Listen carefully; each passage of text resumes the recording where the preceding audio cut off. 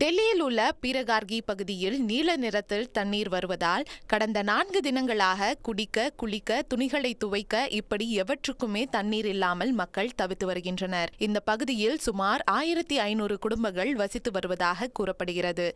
அப்பகுதியில் உள்ள டெனிம் சாய ஆலைகளில் இருந்து வெளியேறும் கழிவுகள் கலந்ததால் இப்படி நடந்திருக்கலாம் என அக்கிராமத்தின் தலைவர் தெரிவித்துள்ளார். குறைந்தது 10 ஆலைகள் அப்பகுதியில் இயங்குவதாக தெரிவித்த அவர், மக்களின் இந்த நிலை குறித்து டெல்லி ஜல் வாரியத்திற்கு புகார் அனுப்பியதாக தெரிவித்தார். இதனையடுத்து டெனிம் சாய ஆலைகள் அனுமதிக்கப்பட்ட இடங்களில் மட்டுமே செயல்பட முடியும் எனவும், ஆனால் பீரகர்கியில் ஆலை அமைக்க அனுமதி ஏதும் வழங்கப்படவில்லை எனவும் டெல்லி மாசு கட்டுப்பாட்டு வாரியம் தெரிவித்துள்ளது. தண்ணீர் இவ்வளவு மாசானதற்கான காரணத்தை குறித்து ஆராய நீரின் மாதிரிகள் சேகரிக்கப்பட்டு ஆய்வுக்கு எடுத்து செல்லப்பட்டிருக்கிறது. அரசு மற்றும் அரசு அதிகாரிகளின் கண்ணில் படாமல் எப்படி இத்தனை ஆலைகள் இவ்வளவு நாள் இயங்கி வந்தது எனவும், புகார் அளித்தும் எந்த நடவடிக்கையும் எடுக்கப்படவில்லை எனவும் மக்கள் கடுமையாக சாடி வருகின்றனர். டெல்லியில் ஏற்கனவே தண்ணீர் பஞ்சமும் கடும் காற்று மாசும் நிலவி வரும் நிலையில் தற்போது சுகாதாரமற்ற தண்ணீர் பிரச்சனையால் மக்கள் கடும் அவதிக்கு ஆளாகியுள்ளனர்.